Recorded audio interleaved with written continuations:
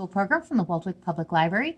Today we're going to be learning how to make paper beads. This program is good for older kids, teens, tweens, and adults.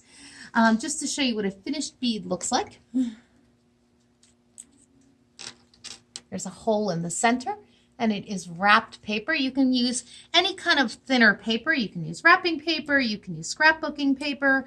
You wouldn't want to use anything too thick like a cardstock. We're also going to be using toothpicks today. Now, as you saw when I showed you my bead, the hole in it is very small. If you want beads with a larger hole, because you're going to use them with children or just for coordination or a project you're working on, anything you use in the center will determine the size of the hole in the middle. So you could use a pencil, you could use a dowel, you can use a toothpick. It's up to you what size you want the center hole to be. Today I'm working with toothpicks and making beads that have a very narrow hole inside. You'll also notice here on my drying tray that the beads are drying on the toothpick, sticking up. You can use an egg carton for this. You could use a piece of styrofoam. But every once in a while your beads are drying, you want to just come along and twist them so that they don't end up stuck too hard to the toothpick. Okay, so let's get to making a bead. First thing you're going to need is a toothpick. Then you are going to need a triangle of paper. Now you want your triangle to be equal on two sides, long and a shorter side that you're going to use for the wrapping. The size of your triangle is going to determine the size of your bead. You can have a really narrow bead or you can have a really thick bead. If you want a narrower, fatter bead, you can make a longer triangle. But today this is the size I'm going to work with. So you're going to take your paper. You're going to wrap it around your toothpick there. And you're just going to slowly, as you roll it, add Mod Podge. Now you may have Mod Podge in your house. You may not. If you don't, you have two opportunities. You can either use watered down Elmer's glue, but not too wet because you don't want to damage your paper. Or you can stop by the library and get a little tub of Mod Podge. For the next 2 weeks or so, we should have them in the lobby.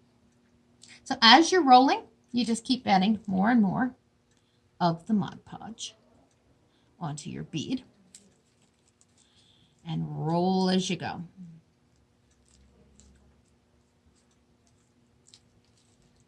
Let's keep rolling and painting. Keep going until your whole triangle is glued down around the toothpick. Go. Once it's totally wrapped, you want to make sure the end is glued down really well.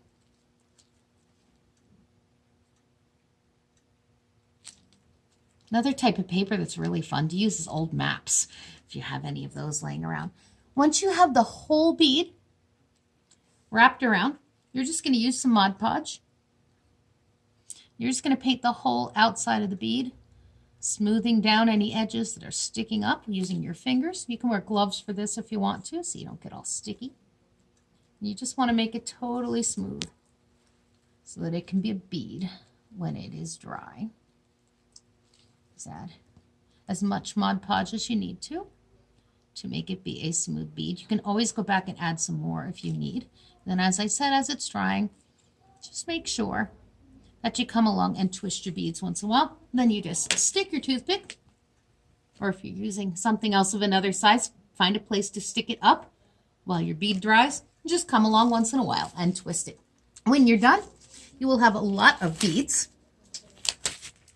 You can use them to make bookmarks. You can use them to make necklaces. You're just going to take some elastic or other things that fit through the center, depending on the size you made the hole, string them, and use them for whatever you like. I hope you enjoy making your paper beads. As I said, for the next week or two, we are going to have little tubs of Mod Podge out. If you would like to come pick them up in the lobby, you don't have to call ahead. There'll just be a box out there, and they will be in little restaurant cups for you to take. I hope you enjoy this craft, and I'll see you soon for another virtual program from the Waldwick Public Library.